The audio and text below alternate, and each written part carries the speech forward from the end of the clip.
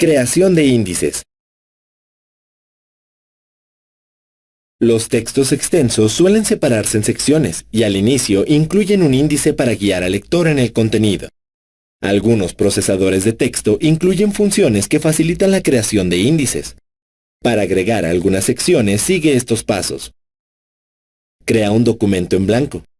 Agrega un salto de página presionando las teclas Control y Enter para dejar libre la primera página. Escribe Sección 1 como título de la página nueva. Cambia el estilo a negrita y el tamaño a 18 para resaltar el título.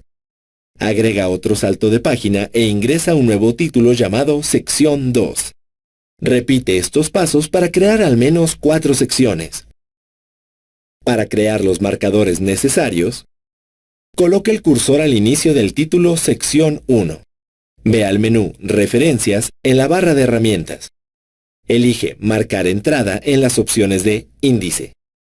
Ingrese el título de la sección en el campo Entrada de la ventana. Presiona el botón Marcar para guardar la referencia. Repite este proceso para agregar referencias a todas las secciones que marcaste. Cuando creas referencias, es posible que se muestren las marcas de formato para diseño avanzado. Puedes desactivarlas nuevamente buscando este icono en el menú Inicio de la barra de herramientas.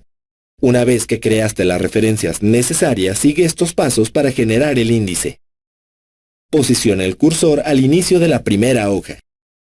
Elige Insertar índice en el menú Referencias de la barra de herramientas. En la ventana de índice, marca la casilla Alinear números a la derecha y cambia el número de columnas a 1. Presiona el botón Aceptar para crear el índice.